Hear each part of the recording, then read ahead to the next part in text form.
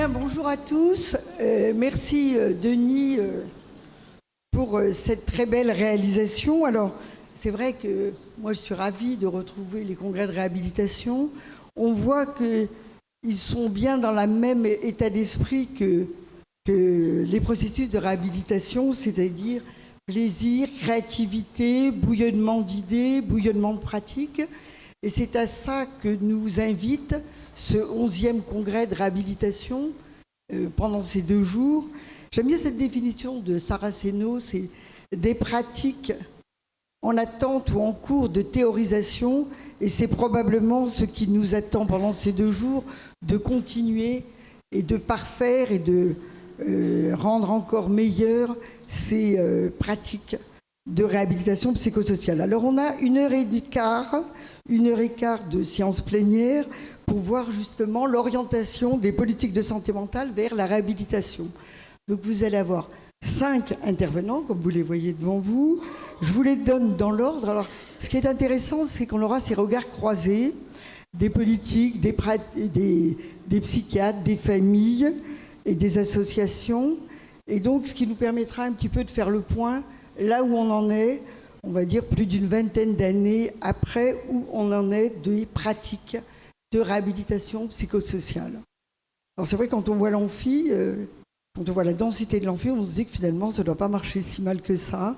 Bon, je crois que c'est à nous de faire le bilan et d'avancer. Alors, il y a 5 intervenants. Je vous les donne d'emblée, et puis on va les passer les uns. Alors, donc d'emblée, c'est Philippe Magiron qui commencera. Philippe, qui était père aidant et aujourd'hui conseiller pédagogique Sorbonne Paris-Nord. Ensuite, Marie-Jeanne Richard, que tout le monde connaît bien, présidente de l'UNAFAM, qui nous fait la gentillesse de nous donner son regard au niveau des familles. Ensuite, on aura Marine, je ne me trompe pas, c'est Marine Lardimois, le regard des jeunes psychiatres. Justement, aujourd'hui, c'est quoi soigner? Est-ce que c'est toujours ce que disait Winnicott? Soigner, c'est créer, et créer, c'est soigner.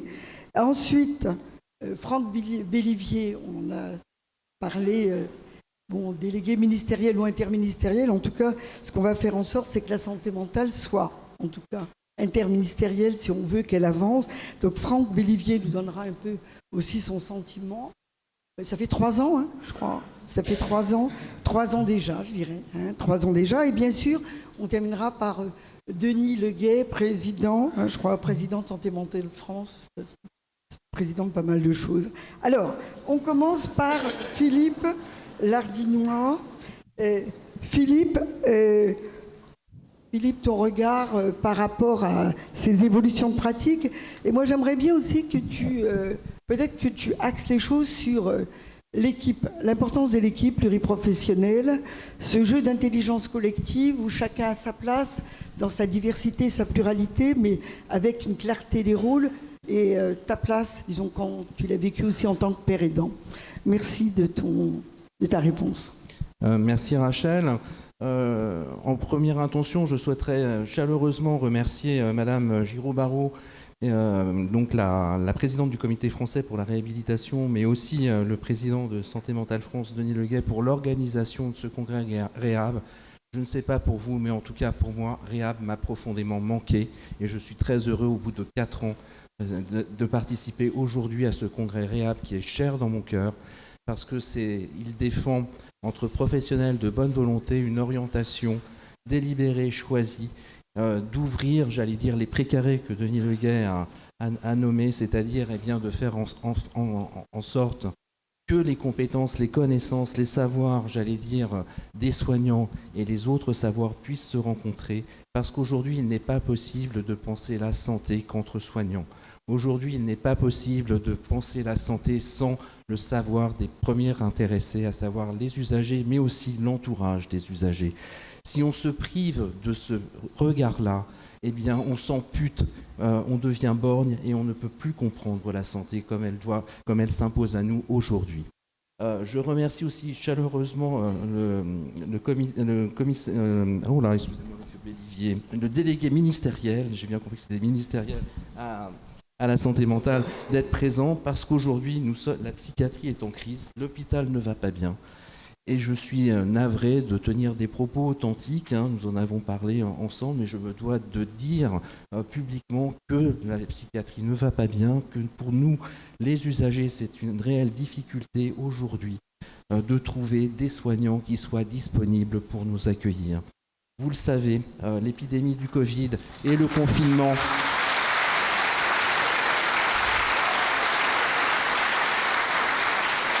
a révélé ce que l'OMS dit depuis de nombreuses années, que nous entendions comme ça superficiellement, comme si c'était loin de nous, qu'entre une personne sur 4 et sur 5 serait touchée par un problème de santé mentale au cours de sa vie. Aujourd'hui, cette réalité s'impose à nous tous, et de façon violente. Nous ne savons pas comment faire, nous sommes pris à dépourvu. Et bien évidemment, les explications sont multifactorielles, complexes. Il n'y a pas d'ultra-solution, d'ultra-explication. Ce serait trop simpliste de considérer les choses de ce point de vue-là. C'est la raison pour laquelle aussi nous devons nous rencontrer pour réfléchir ensemble plus fréquemment. De ce point de vue-là, je m'inquiète, parce que toute la population, je parle de la petite enfance jusqu'aux personnes âgées, est impactée. De nombreuses personnes se sont révélées avec un problème et nombreuses sont celles qui aujourd'hui demandent de l'aide et qui n'en trouvent pas. Nous n'avons jamais été dans une situation aussi critique de ce point de vue-là. Vous le savez, les personnes qui ont un problème de santé mentale ne sont qu'à peu près un tiers d'entre elles qui se tournent spontanément vers des ressources d'aide.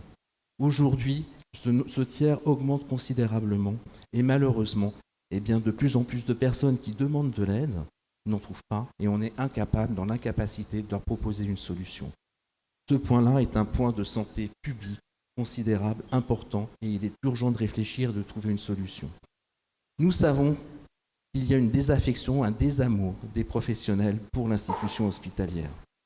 Comment réparer cette image? Comment à nouveau donner le goût de l'engagement? Car les médecins qui travaillent dans l'institution sont des personnes qui sont engagées, qui ont des valeurs et qui sont considérablement orientées par une animation collective, j'allais dire.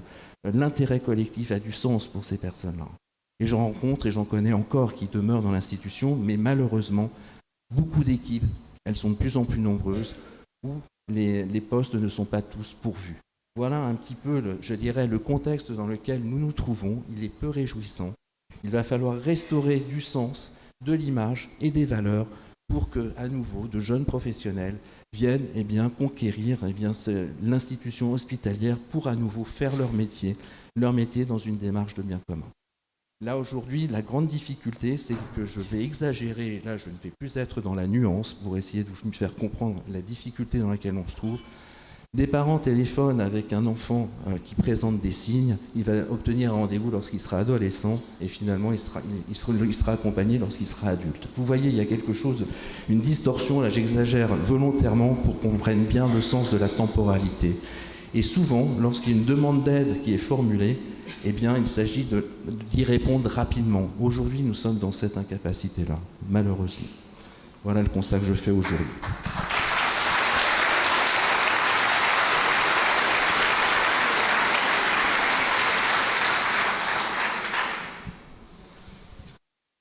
Alors, nous savons ce qui fonctionne. La littérature, étrangère, nous donne des pistes de ce qui fonctionne. Par contre, nous n'avons aucune certitude si cela fonctionne chez nous. C'est-à-dire que nous avons des expérimentations qui ont lieu aujourd'hui, c'est une très bonne chose, mais il nous plaît de croire, en nous appuyant sur des contextes étrangers, sur des milieux différents, sur des écosystèmes qui ne sont pas les nôtres, que cela va nécessairement fonctionner chez nous. C'est un plaidoyer pour des évaluations, pour des travaux de recherche, pour essayer de mieux comprendre ce qui fonctionne et de ce qui ne fonctionne pas, ce qui peut être amélioré, pour plutôt aller vers ce qui fonctionne réellement chez nous, plutôt que de se perdre sur ce qui nous plaît de croire de ce qui marche. Nous avons besoin d'aller sur le terrain, nous avons besoin d'évaluer les dispositifs, et n'oublions pas nous n'avons pas, malheureusement, en France, la culture de l'évaluation. Alors oui, évaluer, c'est juger, mais c'est juger de façon bienveillante dans un processus d'amélioration, et nous n'avons pas cette habitude, encore une fois, en France, malheureusement. Je vais faire court parce que je sais que Marie-Jeanne Richard m'a dit qu'elle avait préparé un texte et qu'elle n'imaginait pas avoir aussi peu de temps, mais je ne voudrais pas l'amputer parce qu'elle a des choses aussi très intéressantes à dire. Mais je voudrais quand même terminer sur le point qui nous réunit aujourd'hui, sur la réhabilitation psychosociale. J'avais rédigé un travail personnel, un article qui a été publié dans Santé Mentale France, où j'avais pu identifier que l'accompagnement par les pairs, la pair aidance professionnelle et les unités de réhabilitation psychosociale étaient, j'allais dire, soins orientés rétablissement compatibles.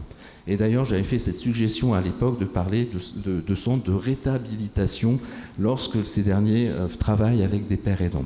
Donc effectivement, la pair aidance et la réhab, c'est du bon sens. J'allais dire, ça semble naturel. Il faut donc encourager les centres de réhabilitation, bien évidemment. Il faut encourager et les programmes de TP et les programmes de psychoéducation, d'une part, parce que pour nous, usagers, il ne faut se priver de rien de ce qui peut fonctionner, bien évidemment, mais surtout, compte tenu de la crise que nous vivons, le TP peut aussi servir d'éducation à la santé pour préserver sa santé. Car nous sommes dans un temps où il vaut mieux préserver sa santé que d'être malade et d'essayer de trouver de l'aide et des ressources, ça risque d'être compliqué. Et la psychoéducation, bien évidemment, parce que ça permet de gagner du temps. On n'est pas dans la contrainte de l'ETP qui est légiférée. Et je crois que ces deux outils-là sont vraiment très importants, d'autant plus que tous les pairs aidants professionnels, que ce soit à Paris ou à Lyon, sont formés en ETP. Ils sont donc légitimes pour animer des groupes d'ETP. Alors, sur ces questions, j'ai eu l'honneur de collaborer avec une chercheuse, Magali Coldefi, que vous connaissez certainement, dans l'élaboration d'un rapport qu'elle a dirigé, Approche population centrée et partenariale en santé mentale. Je vais simplement me permettre de vous lire une partie de la conclusion de ce rapport pour contextualiser un petit peu la finalité de notre analyse. Alors, cette étude nous a ainsi permis de décrire les différentes actions à mener. Au niveau de la population générale, par une meilleure information sur la santé mentale, les troubles, les ressources existantes. Beaucoup d'entre nous sont ignorants vers où s'adresser et pour obtenir de l'aide. Au niveau des personnes vivant avec un trouble psychique et leurs proches, pour favoriser leur autonomie et les impliquer comme partenaires des soins et accompagnement aux côtés des professionnels. Au niveau des producteurs de soins et d'accompagnement et de l'organisation des services, par une réorientation du modèle de soins et des services visant à soutenir l'autonomie et la participation des personnes et à assurer des services de qualité fondés sur des données probantes. Au niveau politique, de façon à véritablement co-construire une politique de santé mentale transversale qui réponde aux besoins et attentes des personnes, privilégie leur intérêt à celui des institutions professionnelles, tout en prenant en compte l'ensemble des domaines en lien avec la santé mentale. Au niveau de la recherche, de l'évaluation et de la formation, afin d'assurer la qualité des réponses apportées aux personnes concernées. Co-construire un système de santé mentale répondant aux besoins et attentes des personnes vient interpeller les pratiques des professionnels et secteurs vers plus d'horizontalité, de collaboration et de partage. Mais cette transformation est aujourd'hui nécessaire. Elle peut par ailleurs contribuer à renforcer l'attractivité de la discipline psychiatrique en s'appuyant sur une exigence de qualité des services rendus aux personnes. C'est tout ce que je nous souhaite. Je vous remercie.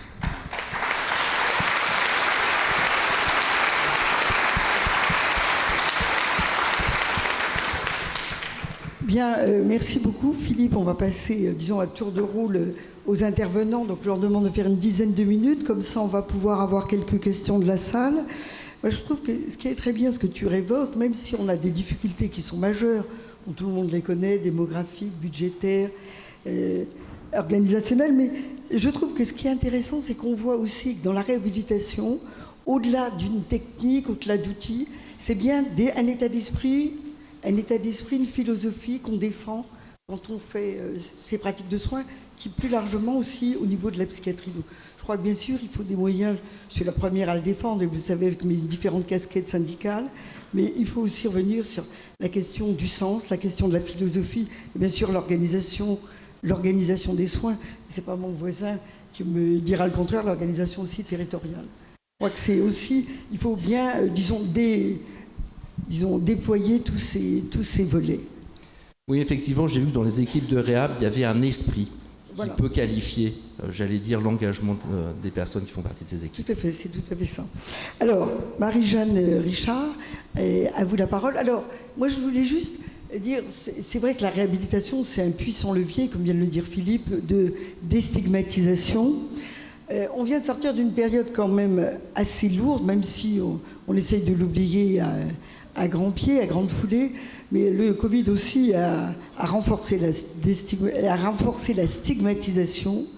Donc, devant cette double stigmatisation, est-ce que la réhabilitation, le courant de réhabilitation aujourd'hui, suffira à faire lever tout ça, ces montagnes? Merci. Merci. Tout d'abord, merci à Elisabeth et puis merci à Denis de m'avoir invité à dire notre regard de famille sur le où en sommes-nous aujourd'hui dans l'orientation des politiques de santé mentale vers la réhabilitation. Alors, je ne vais pas être complètement dans la sinistrose. Le premier point que je voudrais dire, c'est que la réhabilitation psychosociale, pour nous, en tout cas nous, c'est un véritable souffle d'espoir en psychiatrie. C'est un enjeu plus que jamais prioritaire et en plus, nous pensons que le pouvoir d'agir du patient est capable de rétablir le sens du soin pour les soignants. Le deuxième point que je voudrais aborder, c'est que la réhabilitation, tout le monde en parle aujourd'hui, donc c'est un véritable progrès, mais sa prise en compte reste largement insuffisante et je vous donnerai quelques chiffres à partir du baromètre UNAFAM.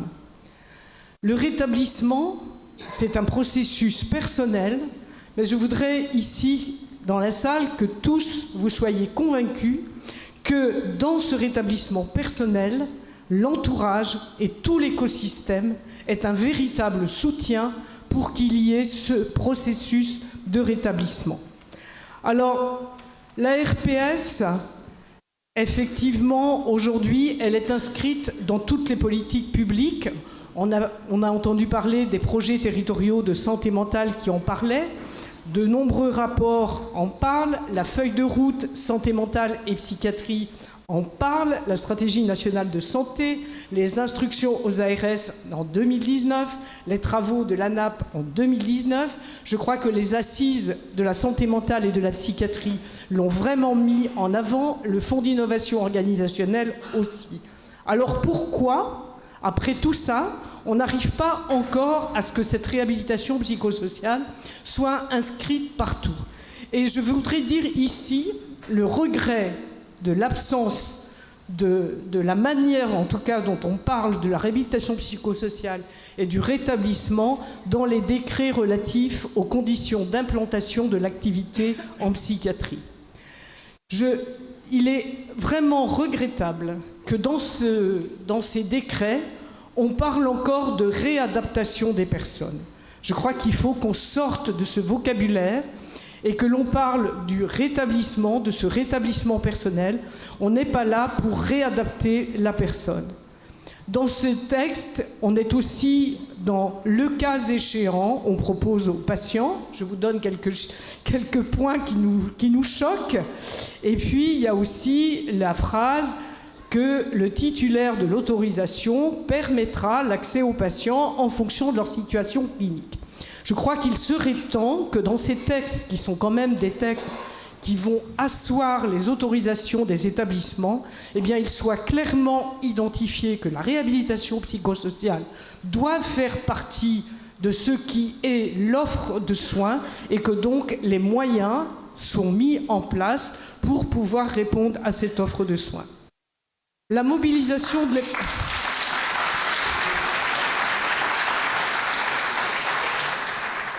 La mobilisation du pouvoir d'agir, eh bien, je voudrais dire aussi que c'est une notion ancienne qui effectivement bouleverse la société et qui n'est pas spécifique à la psychiatrie.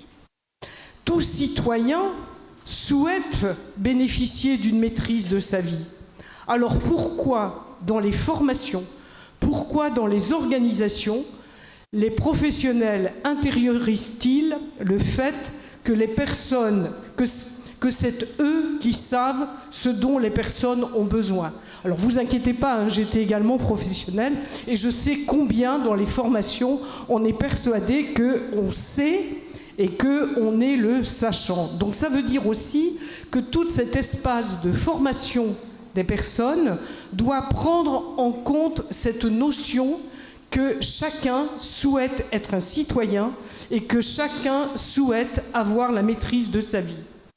Et pour les soignants, je pense qu'aujourd'hui, on est dans un paradoxe. Celui de promouvoir et d'accompagner le pouvoir d'agir des personnes et celui des institutions qui semblent les brider avec des politiques publiques qui parfois paraissent amoindrir leur marge de manœuvre. Et je crois que ce paradoxe entraîne une souffrance chez les soignants et que du coup, ils appuient sur le frein. Et donc, je crois que la réhabilitation psychosociale devrait être une invitation à trouver du sens aux soins par l'initiative. Et donc, je vous lis l'extrait de mon plan de travail, Un cri du Caire, inciter chacun à prendre conscience, à cultiver la confiance en soi pour s'émanciper dans la capacité qu'il a à transformer le monde. Et c'est aussi valable pour la santé. Et c'est valable pour l'usager de la psychiatrie, c'est valable pour ses proches et c'est aussi valable pour les soignants. Et je crois que c'est cette difficulté qui entraîne un certain nombre de freins à mettre en place donc cette réhabilitation qui est largement insuffisante. Donc quelques chiffres quand même. Donc l'UNAFAM depuis quelques années a fait son propre baromètre. Donc l'année dernière, nous avions 4400 répondants sur toute la France et nous posions la question: est-ce que votre proche a bénéficié d'un projet personnalisé de soins de réhabilitation psychosociale? Aujourd'hui, uniquement 26% répondent que leur proche en a bénéficié. Et quant à l'éducation thérapeutique du patient, 13% seulement en ont bénéficié. Remédiation cognitive, 11% seulement. Et par contre, quand on posait pour aucune de ces propositions, eh bien, nous avons 46% des personnes qui répondent que leur proche n'a pas pu bénéficier de soins de réhabilitation psychosociale. Et quand on parle du pouvoir d'agir, il y a aussi deux chiffres que je voudrais partager avec vous. Un chiffre qui est que 50% des aidants affirment qu'il n'y a pas eu d'annonce du diagnostic par un Comment travailler sa propre réhabilitation lorsqu'il n'y a pas de partage sur le diagnostic, même si c'est pour dire qu'on ne connaît pas le diagnostic, mais au moins pour partager la connaissance. Et 61% des répondants dénoncent le fait que leur proche ne peut pas choisir son psychiatre. Donc dans le pouvoir d'agir, il faudra aussi penser à tout cela. Un point également que je voudrais partager avec vous en tant que regard de famille, c'est que le rétablissement ne préjuge pas du point d'arrivée. Et que ça, c'est vraiment important pour nous de partager ce point auprès des politiques publiques qui pensent que par la réhabilitation psychosociale, ce sera le rétablissement, qu'il n'y aura donc plus de handicap, plus d'altération fonctionnelle. Attention à ne pas faire de la réhab une injonction à l'autonomie. Tu dois compenser tes incapacités. Si tu ne les compenses pas, c'est que tu n'es pas bon. Donc il faut aussi faire vraiment attention à ce point-là. Le rétablissement est un processus personnel, mais l'entourage et tout l'écosystème sont des soutiens au processus. Alors, où on en est aujourd'hui? Alors, je suis vraiment triste de vous partager ça, mais nos adhérents nous disent « Mais de quoi tu parles quand tu parles toujours du rétablissement ?» Ils ont énormément de mal à penser que leurs proches pourraient y avoir accès. Il y a un espèce de fatalisme qui dit « c'est pour les autres ». Donc là, nous avons vraiment un vrai travail pour expliquer ce que n'est pas le rétablissement et pour dire ce qu'est le rétablissement. Et rien de mieux que les personnes qui en ont profité pour qu'ils puissent exprimer ce que ça représentait pour eux. Merci Philippe, au passage. Donc, le rétablissement est un chemin personnel, mais l'écosystème peut être ou non un soutien.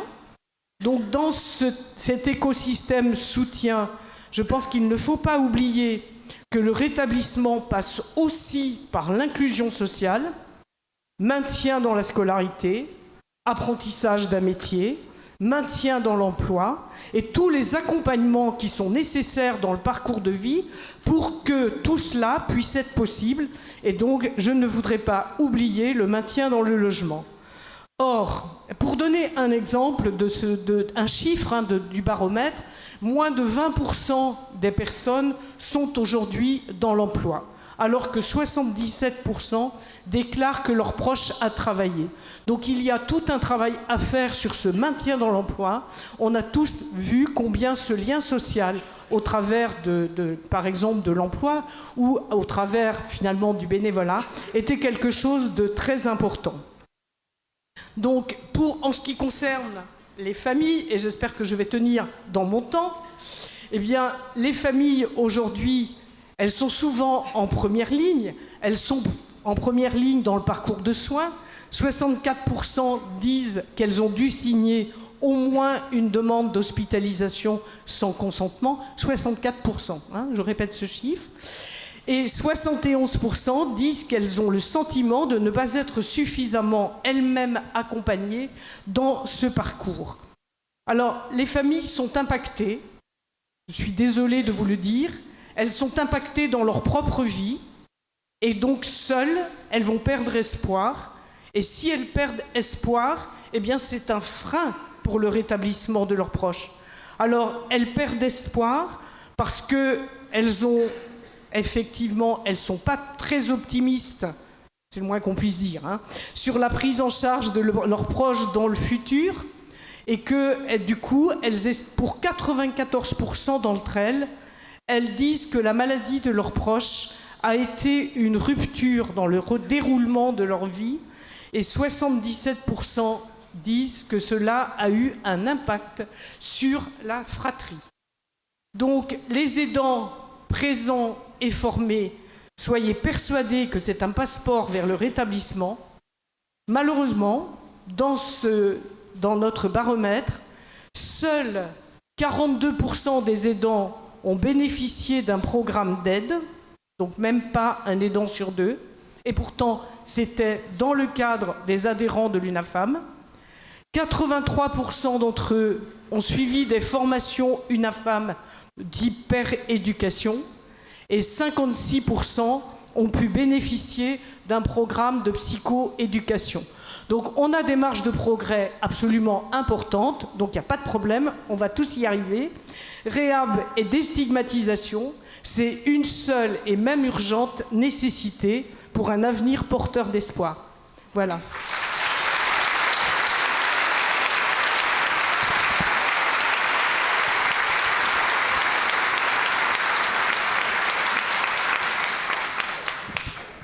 Merci Marie-Jeanne Richard. Alors justement sur l'espoir on se retourne vers les jeunes psychiatres et addictologues puisqu'on a Marine Lardinois qui est avec nous. Est-ce que le message est bien passé? Il y a eu pas mal de messages que Marie-Jeanne Richard a voulu faire passer au niveau des jeunes générations. Alors c'est Jean-Henri qui disait que les psychiatres c'était des bricoleurs. Quand on voit comment sont les pratiques de réhabilitation, comment tu vois ça, Marine? Aujourd'hui, le psychiatre? Alors, moi, je vais prendre le temps de m'installer et puis je vais répondre à ta question. Déjà, je voudrais, comme tous, remercier très chaleureusement les organisateurs de ce congrès, Madame Giraud-Barrault, Denis Leguet. Merci beaucoup de nous donner la parole aujourd'hui. Alors, je ne sais pas si c'est le privilège de la jeunesse, mais on m'a laissé 15 minutes et j'avoue que je vais les prendre. Ce d'autant que d'habitude, quand on nous invite à parler sur ce genre de thématique, on est 20 dans la salle. Et je me permettrai peut-être de prendre une petite photo de vous en toute fin d'intervention, parce que ça fait très chaud au cœur de vous avoir ici. Merci.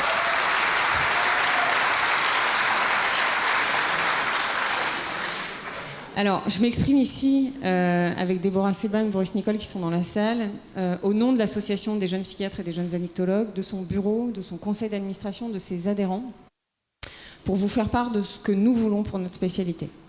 Alors j'ai mis vers la réhabilitation entre parenthèses, parce qu'en fait, il nous a semblé que le sujet de l'orientation des politiques en santé mentale dépassait la question de la seule intégration de la réhabilitation dans les pratiques, et donc notre présentation s'attachera à donner quelques directions qui nous semblent intéressantes de prendre sur le plan politique de façon générale.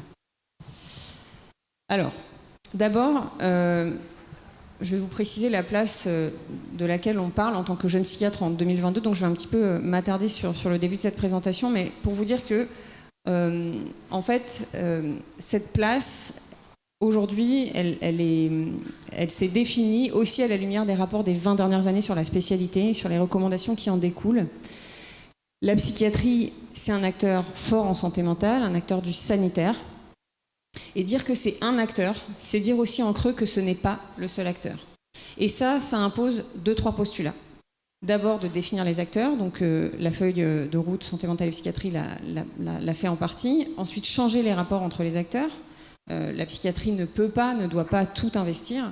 Reconnaître aussi l'importance du rôle, des compétences, des savoirs de chacun des acteurs, du champ social, médico-social, la place des élus, des usagers, des proches aidants, du monde de l'éducation, de la justice, et aussi repositionner chaque acteur relativement aux autres, tenant compte des missions propres et des limites de chacun.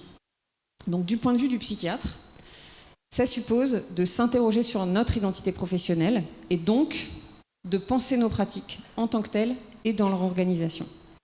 Et ce qui émane à peu près clairement de façon consensuelle des derniers rapports, c'est que la boussole, l'objectif, c'est le respect des droits, l'accès à la pleine citoyenneté, et le chemin, le processus pour y arriver, c'est le rétablissement qui donne un sens à la pratique psychiatrique. Pourquoi, comment, à quel moment la psychiatrie a du sens dans le parcours de rétablissement d'une personne qui vit avec un trouble psychique. Donc l'intention thérapeutique, celle de vouloir soigner, c'est celle de vouloir le retour d'un consentement libre, d'une autonomie psychique, d'une citoyenneté pleine et entière. Et ce sens, il est valable quel que soit le cadre théorique. Donc parler de rétablissement, c'est pas faire partie d'un courant de pensée, c'est pas adopter une posture militante, c'est redonner du sens aux soins pour les personnes concernées et redonner du sens à la pratique médicale professionnelle pour les soignants. Ça, c'est le postulat de base.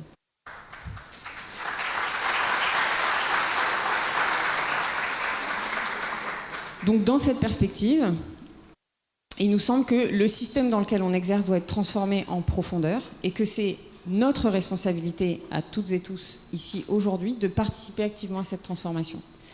Alors le chantier pour y parvenir est absolument immense et d'évidence pour que cette transformation soit effective, il faut qu'elle soit engagée collectivement, c'est-à-dire en connexion avec l'ensemble des acteurs du champ de la santé mentale rassemblés autour d'un objectif commun qui est le rétablissement et la citoyenneté des personnes concernées par les problématiques psychiques. Donc non seulement il faut qu'on soit en nombre pour porter cette transformation, mais en plus il faut qu'on ait le même objectif.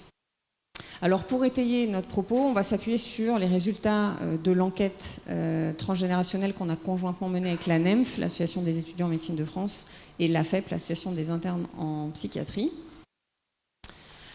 Alors, force est de constater qu'actuellement en psychiatrie, il y a une baisse massive d'attractivité depuis plusieurs années. Alors certes, pour des raisons évidentes de crise de l'hôpital public, de dégradation des conditions de travail, donc à ce titre, la psychiatrie n'est pas épargnée. Mais on peut penser que ce ne sont pas les seuls déterminants de cette baisse d'attractivité. Donc on a réalisé une enquête sur 3 générations, étudiants en médecine, internes en psychiatrie, psychiatres diplômés, de mai à août 2021 sur 5 grandes thématiques. Et cette enquête, elle avait pour objectif principal de sonder les déterminants de l'attractivité de la psychiatrie pour proposer des leviers d'action concrets à partir de données objectives. Et ces leviers d'action qu'on a identifiés suite à l'analyse des résultats, ils constituent aujourd'hui autant d'indicateurs fiables et concordants avec les 20 dernières années de rapports sur la spécialité, dont peuvent aujourd'hui se saisir les politiques à tous les niveaux, que ce soit à l'échelle des universités, à l'échelle d'un établissement de santé, d'une collectivité, d'un territoire, aussi les tutelles. Alors côté AJPJA, on a déjà engagé un travail de réflexion avec certains établissements de santé qui souhaitent engager une refonte de leur politique RH, de recrutement, leur projet d'établissement, etc. Cette enquête, elle a obtenu plus de 3400 réponses, 500 internes, 1400 étudiants en médecine, 1400 psychiatres diplômés. Et en gros, l'analyse des résultats nous permet de dresser 3 champs d'action prioritaires que je m'en vais du coup vous présenter. Le premier levier d'action qu'on a identifié, c'est la transformation profonde des pratiques en psychiatrie. Et ça passe par une réorganisation des soins psychiatriques basée sur les principes du rétablissement, qui ont fait la preuve de leur efficacité. Donc ils ne peuvent plus aujourd'hui être considérés comme un courant, comme une posture, comme on le disait avant. Ils représentent le sens à donner aux soins et la boussole pour réorganiser les services. Donc à la lumière de notre enquête, on réaffirme 3 souhaits. Que les missions du secteur soient redéfinies pour une approche graduée, comme explicité dans le rapport de la Cour des comptes en 2021. Que soient prioritairement développés des dispositifs de soins ambulatoires et des équipes mobiles pour intervenir au plus près des patients dans leur milieu de vie. Et que soit systématisé le travail en réseau entre partenaires pour soutenir le développement de plateformes de bonnes pratiques, l'articulation entre les acteurs de première ligne, soutenir aussi l'accès à des prises en charge psychologiques remboursées et promouvoir aussi le travail avec les proches aidants qui sont effectivement des soutiens essentiels des personnes concernées. Donc ça, ces 4 actions, enfin cette action qui se décline en 3 sous-actions, c'est vraiment des actions prioritaires qui ont été souhaitées, qui ont été nommément, de façon explicite souhaitée par les psychiatres en exercice dans cette enquête. Ensuite, cette transformation, elle passe aussi par des pratiques de soins moins coercitives. Ça, c'est le changement attendu par les usagers et par leurs proches aidants, et c'est la condition essentielle pour améliorer l'accès aux soins et la qualité des soins pour les usagers. Concrètement, par quoi ça passe ? Ça passe par une réduction du recours aux soins sans consentement et un arrêt des pratiques de contention et d'isolement au profit de pratiques plus respectueuses des droits et de la dignité des personnes. Ces pratiques, elles existent, elles sont déjà implantées dans un certain nombre de services et il y a des programmes de soutien à leur implémentation qui ont été développés pour accompagner les équipes. Pourquoi on insiste là-dessus ? Parce que affranchir la psychiatrie des pratiques stigmatisantes, c'est infléchir la stigmatisation qui lui est attachée, mais c'est aussi améliorer la qualité de vie au travail des soignants en psychiatrie. Il y a des études qui ont été menées, les résultats sont clairs, moins de soins contraints, c'est plus de respect des droits et c'est une meilleure qualité de vie au travail et plus d'attractivité pour la spécialité. Enfin, cette transformation, elle passe aussi par le développement de pratiques axées sur la prévention à tous les âges et tous les niveaux. Et donc ça se traduit par un souhait de massification de l'offre de soins en psychiatrie de l'enfant et de l'adolescent, en addictologie aussi, et un investissement fort dans la recherche centrée sur les pratiques et les dispositifs d'amont ou d'action précoce, donc des évaluations médico-économiques. Ce premier levier, la transformation des pratiques en psychiatrie, il est crucial parce que c'est non seulement favoriser le choix de la spécialité, mais c'est aussi encourager le maintien des praticiens en exercice dans la spécialité. Et c'est aussi redonner leur dignité et leur fierté aux personnes concernées, aux proches et à tous les professionnels qui les soignent et qui les accompagnent. Le deuxième levier d'action, c'est la réforme et la revalorisation de la formation globale à tous les niveaux. Donc là, je vous présente rapidement quelques résultats de l'enquête. Ce qu'on a identifié, c'est que les formations pratiques et théoriques pendant le second cycle, donc pour les étudiants en médecine, c'est des leviers d'attractivité qui sont déterminants pour les étudiants. L'enseignement théorique, les cours, ont un impact sur la perception de la spécialité et ont aussi un impact chez les étudiants sur l'envie de faire un stage en psychiatrie pour plus d'un tiers d'entre eux. Ce qui a un impact, c'est l'enseignement par la simulation et l'inclusion dans les modalités d'enseignement de patients enseignants. Il y a des études qui montrent que ce qui a un impact, c'est effectivement d'exposer les étudiants à la réalité du rétablissement, notamment via la participation de patients enseignants. Ça, c'est cohérent aussi avec les études en population générale qui montrent que la rencontre avec les personnes rétablies a un impact fort sur le stigma. Et pourtant, aujourd'hui, ça n'est toujours pas priorisé en formation initiale. Ensuite, la formation pratique, les stages. Donc pour 80% des étudiants, c'est des stages souhaités qui ne sont pas rendus obligatoires, mais ils ont majoritairement lieu en unité d'hospitalisation, fermée, en service universitaire. Or, on sait que ces stages, ils ont un impact sur la perception de la spécialité et les représentations qui sont attachées, mais aussi sur le choix de la spécialité. Ça passe par la rencontre avec les patients, la rencontre avec les équipes. Et ce que l'étude met en évidence, c'est qu'après un passage en stage, c'est 1 étudiant sur 5 qui envisage de choisir la psychiatrie versus 1 sur 20 quand il n'y a pas de passage en stage. Donc les terrains de stage, ils doivent proposer un enseignement pratique engagé. C'est-à-dire que l'encadrement, le compagnonnage, ils doivent être investis et portés collectivement par tous les professionnels que rencontre l'étudiant en médecine pendant sa formation Et tous doivent être un vecteur d'une vision positive de la spécialité.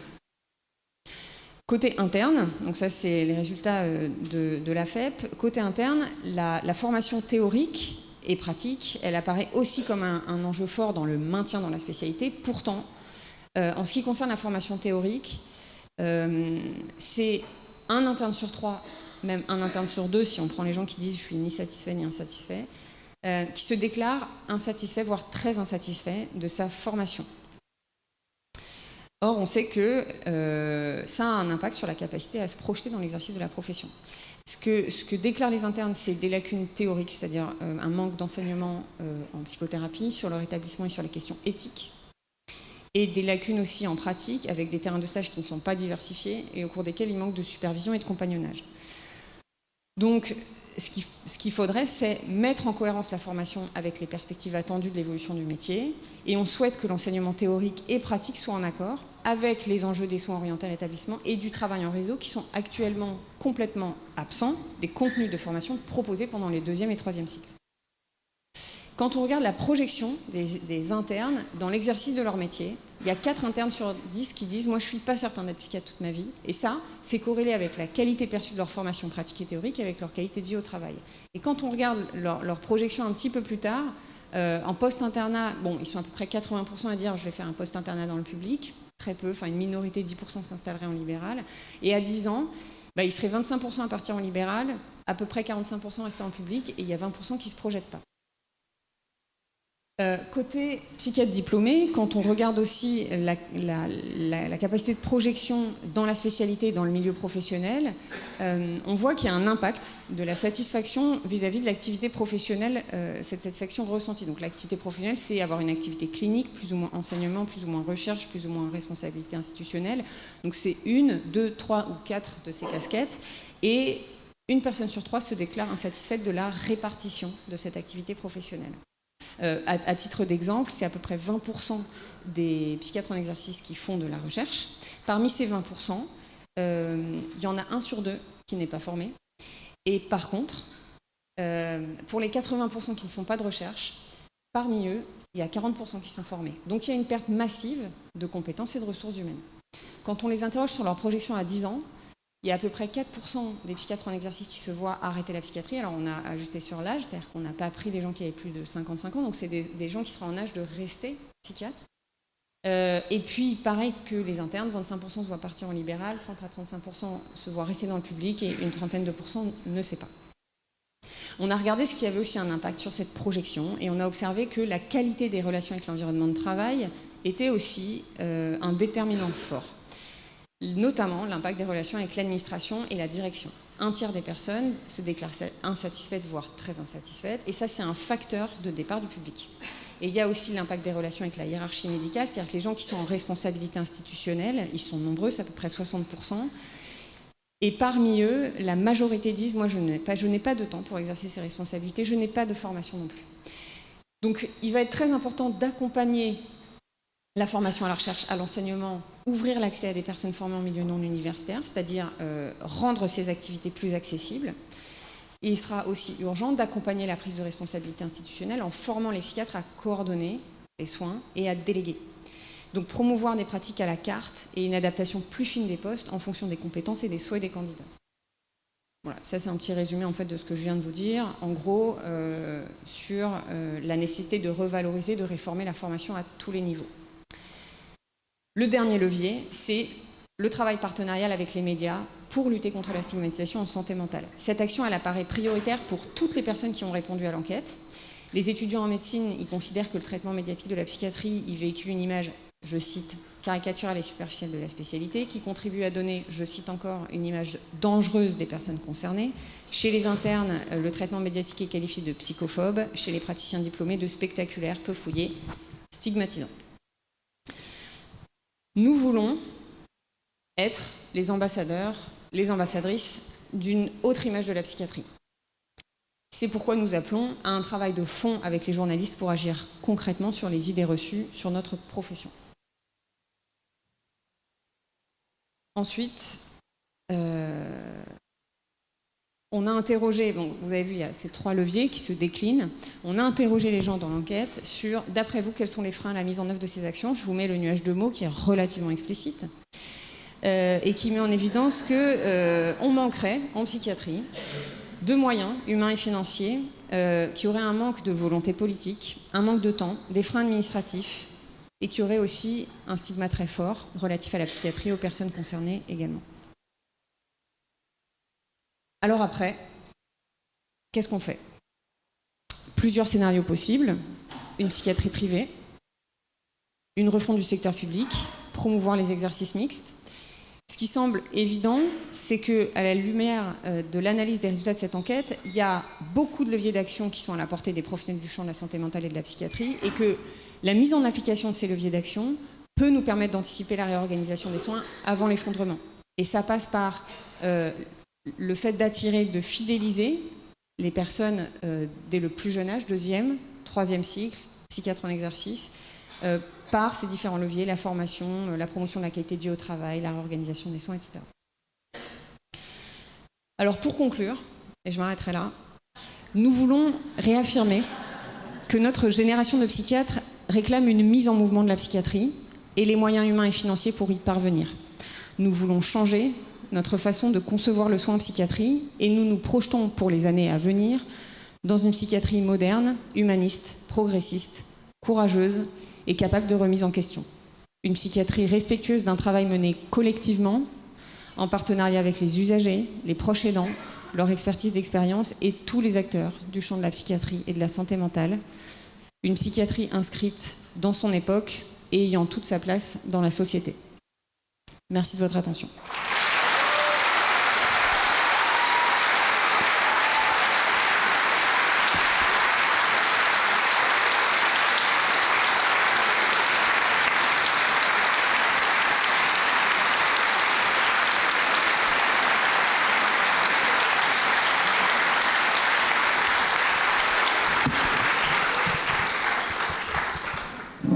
Bien, merci Marine. Comme ça, on ne devrait pas manquer trop de psychiatres avec des plaidoyers pour la psychiatrie comme tu le fais.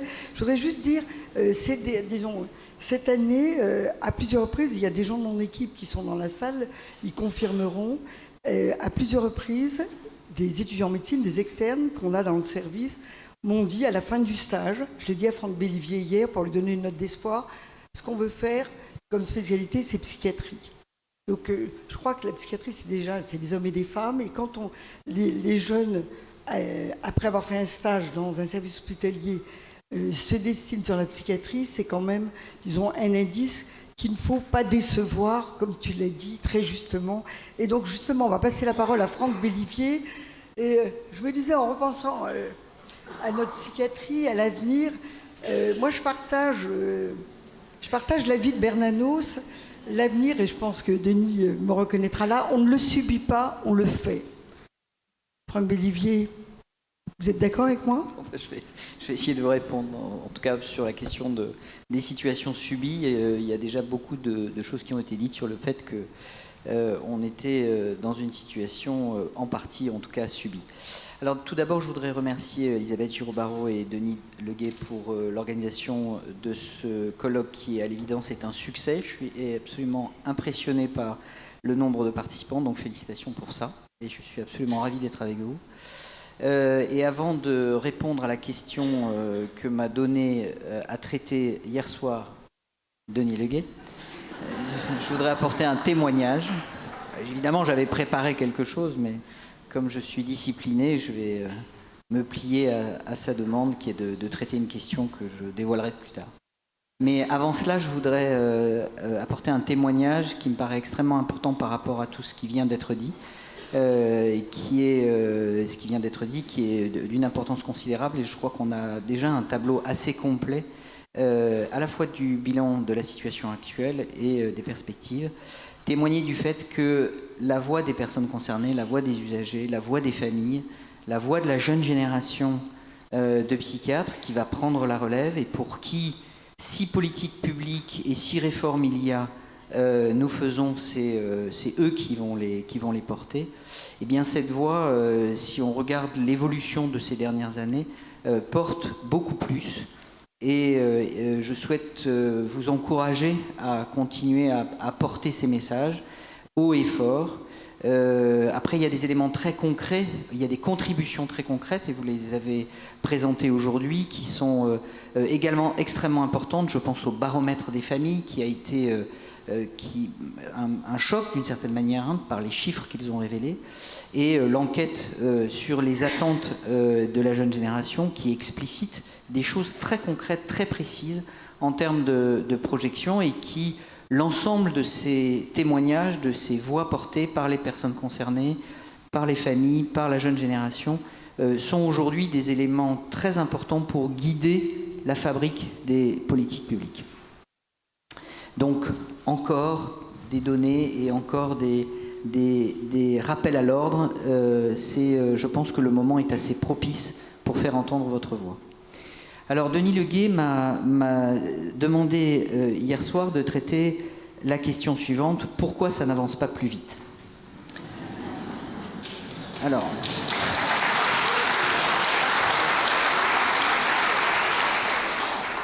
et la question est très bien formulée. Elle est très bien formulée parce que quand on demande pourquoi ça n'avance pas plus vite, on reconnaît quand même que ça avance. Et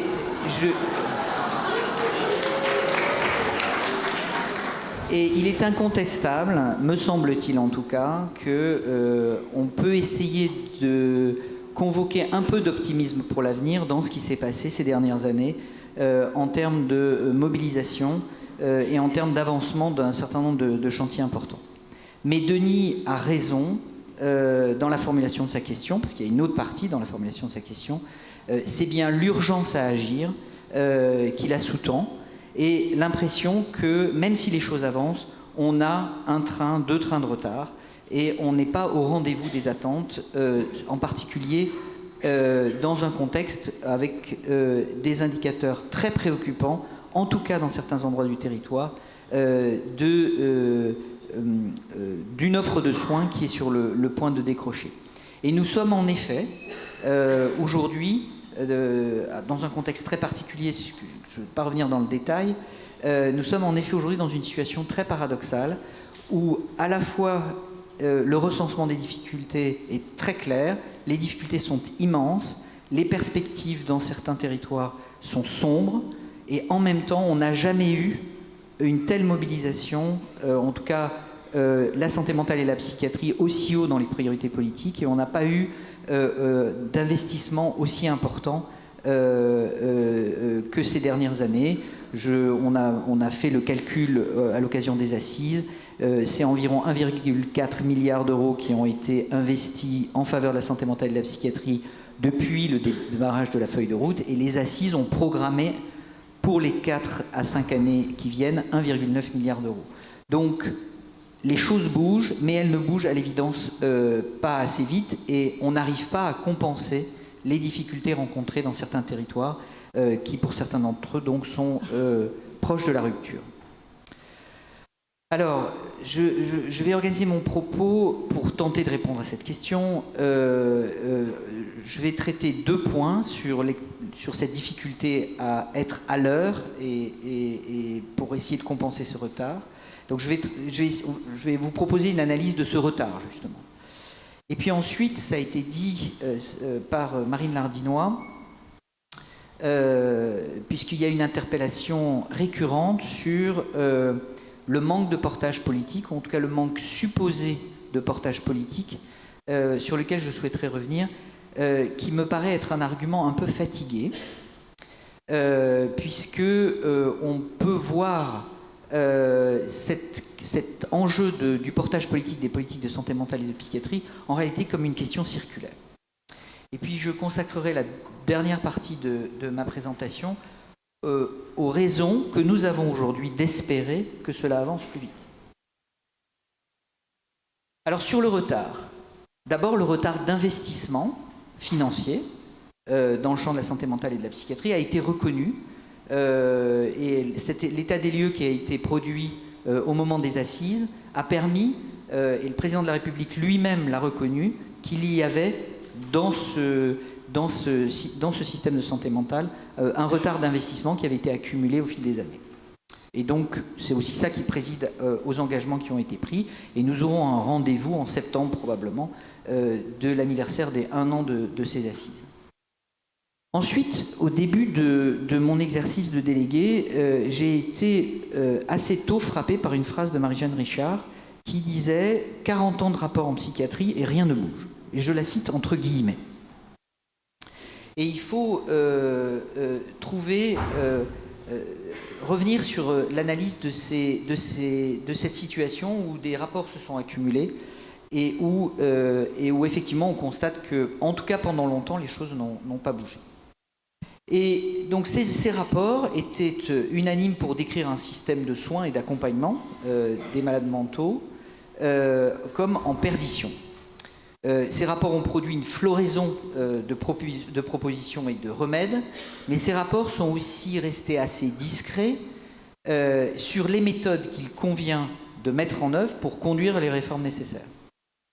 Ces constats répétés ont également produit, je dirais, un vacarme d'indignation, de posture, de catastrophisme, qui contraste avec le faible nombre de propositions réalistes sur la marche à suivre.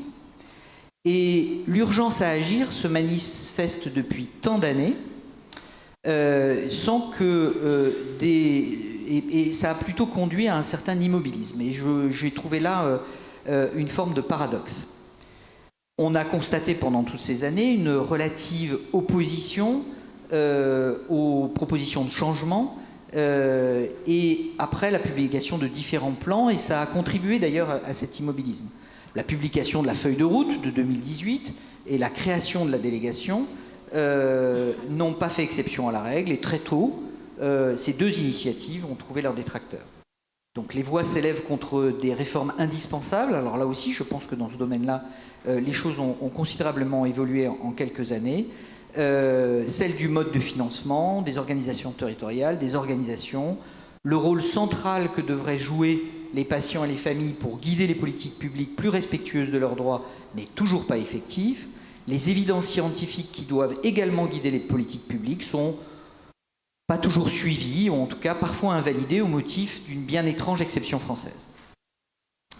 Alors vous verrez dans la deuxième partie que je vais traiter qu'il y a là en réalité des changements importants qui sont opérés ces dernières années, avec une mobilisation en faveur de ces réformes qui sont aujourd'hui beaucoup plus consensuelles, et toujours cette question du portage politique sur lequel on est interpellé. Et je voudrais circulariser cette question et ce sera en fait un appel à mobilisation. Donc cela fait des décennies que la psychiatrie est décrite au bord du gouffre et relativement absente des politiques de santé mentale. Il est classique d'attribuer ce désintérêt à l'héritage de sociétés qui ont exclu ces inquiétants malades, leurs familles, mais également au passage leurs soignants, en créant un système de soins à part. Et dans l'appel à rétablir la citoyenneté des personnes concernées, eh bien, on appelle en réalité à réintégrer dans notre société l'ensemble du système. On peut également incriminer l'absence de suivi des politiques ambitieuses. La loi de secteur est un bon exemple. Elle énonce des objectifs qui restent d'une étonnante modernité 60 ans plus tard.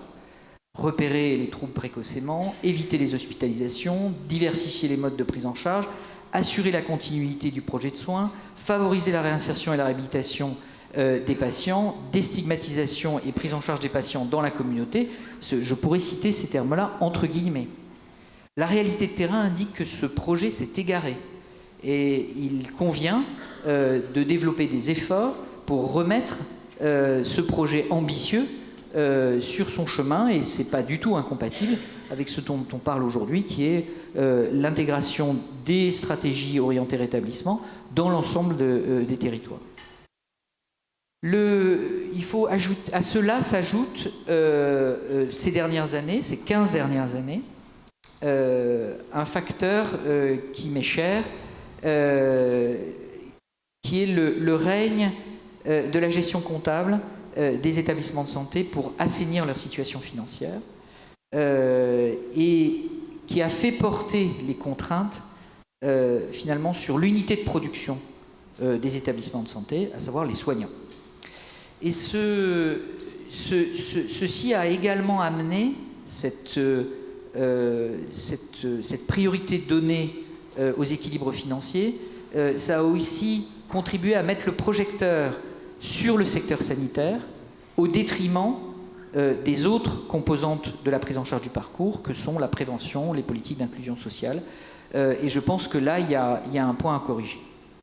Enfin, il y a un dernier point, qui est que les politiques de santé mentale ne requièrent pas seulement les compétences du ministère de la Santé. C'est bien là une difficulté qui a probablement été sous-estimée. C'est pour ça qu'on parle de politique multisectorielle, de délégation interministérielle. Mais je pense que c'est un point qu'il faut traiter très attentivement, parce que cela a conduit à ce que chaque ministère concerné, la justice, l'intérieur, la ville, le logement, etc., a développé sa propre vision de la santé mentale, avec finalement peu de points de convergence. Et il en résulte un service aux bénéficiaires qui, au minimum, est fragmenté et le plus souvent incohérent. Les politiques d'accompagnement médico-social restent peu articulées avec les politiques de prévention et de soins. Le nombre de malades mentaux en prison augmente, de même que les taux de réincarcération sortis. 30 à 40% des grands précaires sont porteurs de pathologies psychiatriques non traitées. Les stratégies de lutte contre les addictions s'arrêtent dans beaucoup d'endroits aux portes de l'hôpital. Les différents acteurs du parcours des personnes concernées peinent à parler le même langage, et les fonctions de coordination de ces acteurs sont aujourd'hui encore insuffisamment investies au service donc de ces publics vulnérables. Donc 40 ans de retard, enfin 40 ans de rapport, rien ne se passe, mais un appel à mobilisation pour faire reconnaître que pour qu'il y ait un portage politique, il faut qu'il y ait une vision commune, une vision en tout cas largement partagée, qui apparaisse, enfin qui soit fasse consensus, et à ce moment-là, un partage politique est possible. C'est ce à quoi on a assisté lorsque la feuille de route a été publiée. Je pense que ça a été un moment de mobilisation. Et depuis que cette feuille de route se déploie, je pense que la vision et les directions que l'on doit suivre sont moins cacophoniques. En tout cas, il y a un meilleur consensus. En tout cas, ce qu'il faut comprendre, c'est que lorsque Agnès Buzyn présente la feuille de route santé mentale et psychiatrie en 2018, en réalité, cette feuille de route, elle était prête. Et mon éminent collègue Patrick Risselin, qui a été à la manœuvre dans la mise au point de cette feuille de route santé mentale et psychiatrie, peut en témoigner pour indiquer que certes, il y avait la volonté de la ministre de faire quelque chose en faveur de la santé mentale et de la psychiatrie, et en particulier de la pédopsychiatrie, mais si le plan n'avait pas été prêt avec un relatif consensus autour de la démarche proposée, eh bien, de portage politique, il n'y aurait pas. C'est un message aussi d'espoir pour l'avenir, c'est-à-dire que si on a un portage collectif consensuel sur les directions à prendre, à ce moment-là, on a bon espoir que le portage politique sera au rendez-vous. Et on est là à un moment très charnière, puisqu'il y a un nouveau gouvernement qui s'installe, et il faudra qu'on suive attentivement la manière dont la nouvelle équipe ambitionne et priorise ces sujets importants. Alors je voudrais terminer par un point sur les raisons que nous avons d'espérer que cela avance plus vite. Alors premièrement, et ça a beaucoup changé en quelques années, aujourd'hui nous avons une doctrine, et dans les présentations précédentes, je ne vais pas revenir dessus, je pense qu'il y a une doctrine consensuelle qui émerge, et ça c'est important. Nous avons aussi un cadre, et notamment un cadre de réforme. Et le troisième point que je souhaite traiter, c'est l'appel à un texte de refondation, parce que je pense qu'aujourd'hui les conditions sont réunies pour un texte de refondation. Alors la doctrine, elle nous est d'abord donnée par les textes internationaux, et je pense que l'importation de ces standards internationaux qui nous sont donnés par l'ONU, par l'OMS, sont un premier élément important de guide. L'entrée par les droits, la priorité aux prises en charge orientées rétablissement, en tout cas l'ensemble de la doctrine qui a été appelés de ses voeux par les précédents orateurs sont contenus dans ces textes internationaux et il faut s'en prévaloir pour la fabrique de nos politiques publiques nationales. Ensuite, nous avons un cadre et il se déploie aujourd'hui 3 grandes réformes qui donnent un cadre important pour le portage de ces changements qui sont attendus.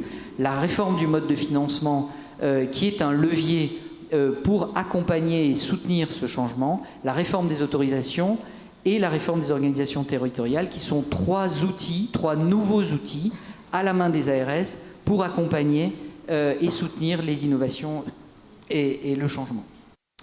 Le texte de refondation, c'est un élément, je pense, très important pour remettre en perspective l'ensemble des progrès qui ont été obtenus ces derniers temps, enfin ces dernières années, et qui nous guident dans ce qu'il va être possible de faire dans les années qui viennent. C'est évidemment, et la réhabilitation psychosociale a évidemment sa place dans ces piliers fondateurs d'un texte de refondation, au même titre que l'accompagnement dans la cité, au même titre que l'accès aux soins urgents, autres que évidemment le recours à l'hospitalisation. Et on a aujourd'hui des dispositifs de réponse à la crise qui développent des alternatives à l'hospitalisation. Il y a évidemment les soins à l'hôpital et en ambulatoire, mais qui ne sont qu'une partie des fondations de ce texte que j'appelle de mes voeux. Et cela permettrait de renforcer encore cette vision consensuelle sur les prochaines étapes dans la conduite du changement. Donc c'est à la fois un message de mobilisation que je voulais délivrer aujourd'hui,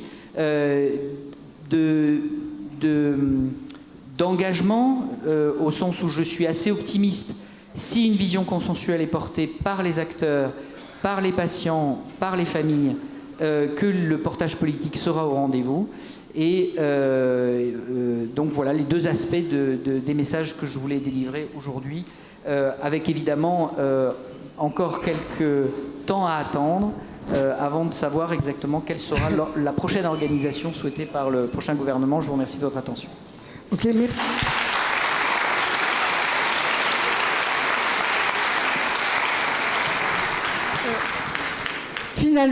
Finalement, quand même, la période Covid, je dirais, a eu du bon. On n'a jamais autant parlé de santé mentale et surtout, on s'est rendu compte que quand on parlait de la santé de nos concitoyens, au départ, on avait omis de parler de la santé mentale.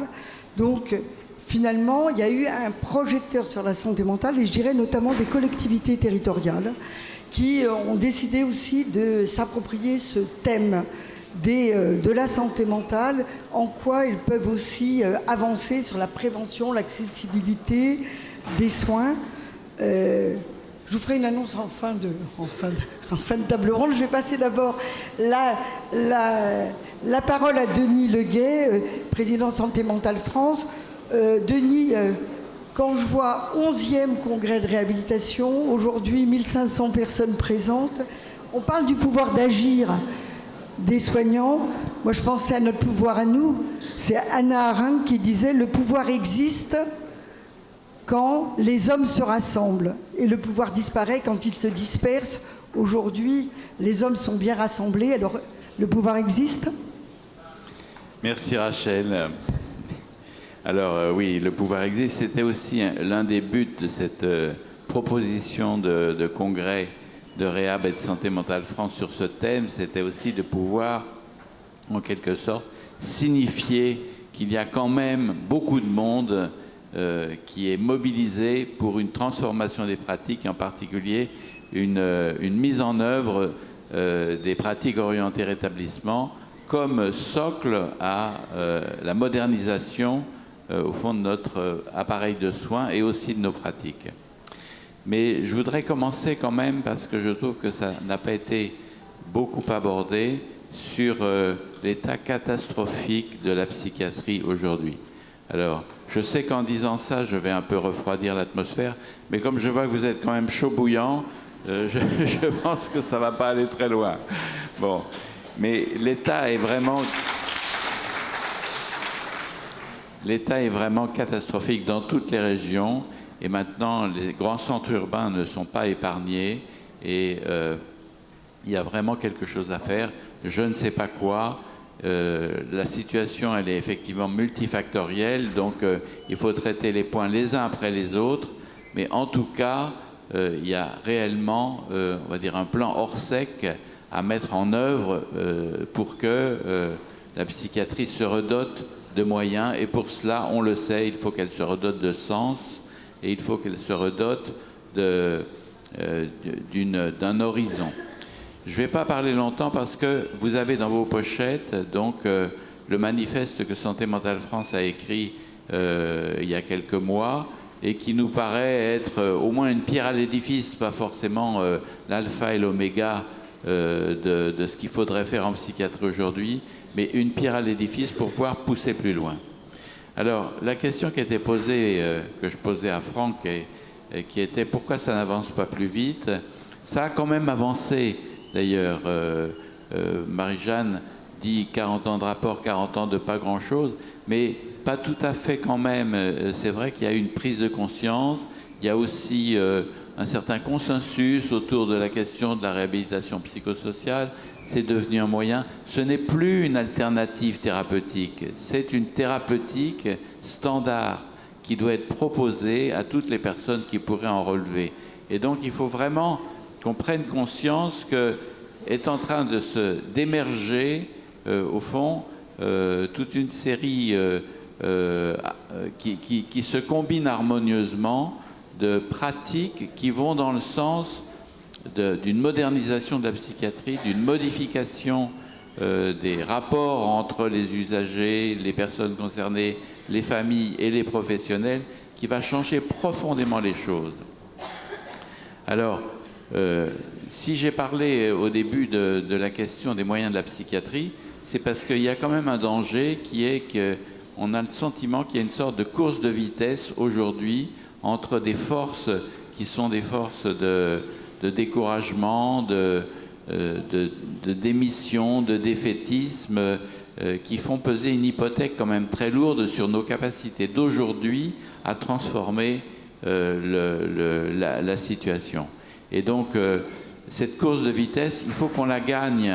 Et c'est vous qui allez la gagner, c'est nous qui allons la gagner en proposant une alternative qui redonne du sens, qui redonne de l'espoir, et qui redonnera de l'espoir aux soignants, et aussi c'est parfois les personnes concernées et les usagers qui vont redonner de l'espoir aux soignants en disant « il y a quelque chose à faire, vous nous aidez et nous allons être capables de transformer la situation en quelque chose maintenant qui va devoir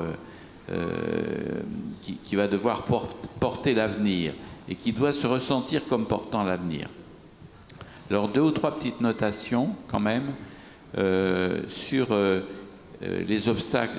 Franck n'a pas tout à fait, à mon sens, répondu à la question pourquoi ça n'avance pas plus vite. Je pense qu'il y a quand même quelques obstacles, dont, par exemple, la question de la distribution des financements.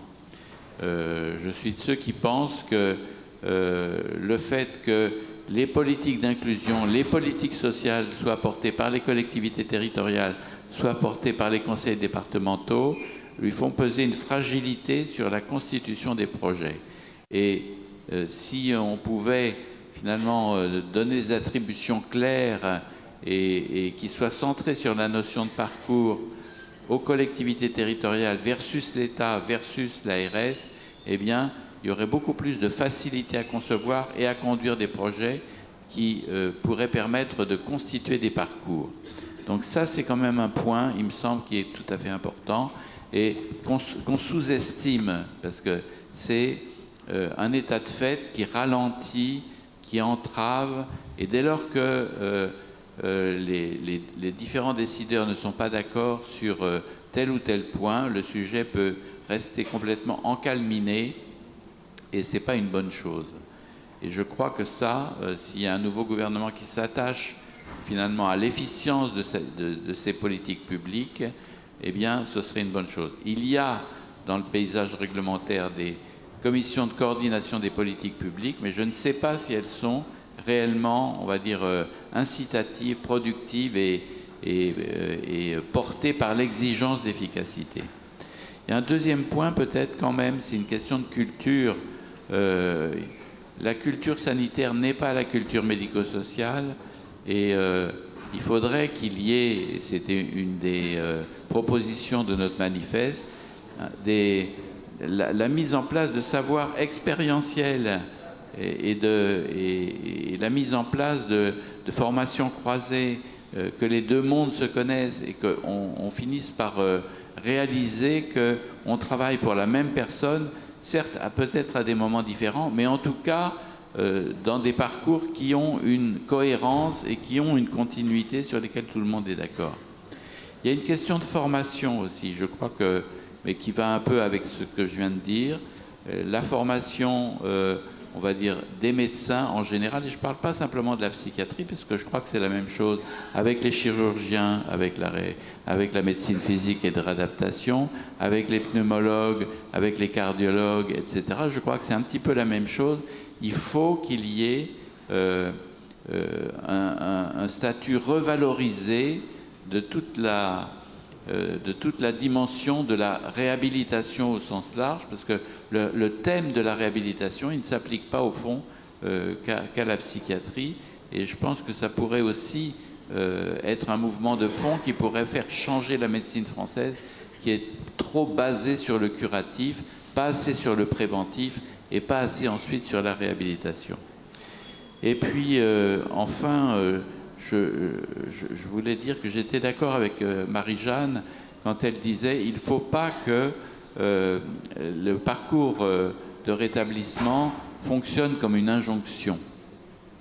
Parce qu'il y a quelque chose là qui est devenu une sorte de défi, et au fond, tu l'as très bien exprimé, si vous réussissez pas, si tu réussis pas ton rétablissement, c'est de ta faute. Et ça me fait penser au projet de décret qui est sur la contention. Si on t'a bien averti que finalement, après tel ou tel signal, symptôme, il se peut que tu décompenses et que tu arrêtes ton traitement et que tu décompenses, ça va finir par être ta faute. Non, c'est pas acceptable ça. Et donc, il faut vraiment que, au niveau de la rédaction des textes réglementaires, il y ait un souci, on va dire, de meilleure connaissance quand même des réalités de la psychiatrie et de la santé mentale. Et mon dernier point, c'était par rapport aux chiffres de Marie-Jeanne sur combien ont bénéficié de remédiation cognitive, d'éducation thérapeutique, etc.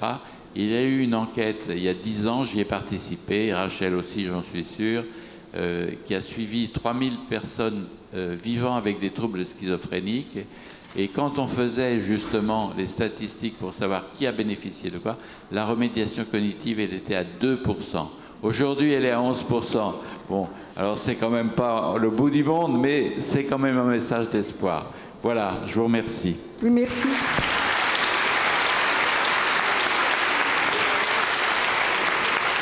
Bon, alors, on est arrivé à la fin de la table ronde. Je pense que le temps des questions est terminé. Il n'a pas commencé, mais il va se poursuivre pendant 2 jours.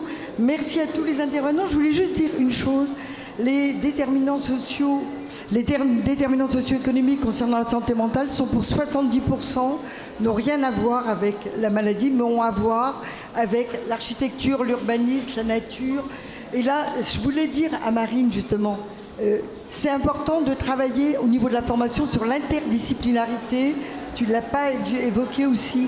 On travaille avec d'autres acteurs et vous dire qu'il va y avoir un très grand congrès à Nantes. Je n'ai pas eu le temps de le dire encore à Frégon-Bélivier sur ville et santé mentale, en quoi les collectivités peuvent aider à la bonne santé mentale des populations le 1er et le 2 décembre à Nantes. Vous y êtes invités et je vous en parlerai tous personnellement. À bientôt. À bientôt. Merci à tout le monde. On applaudit tout le monde.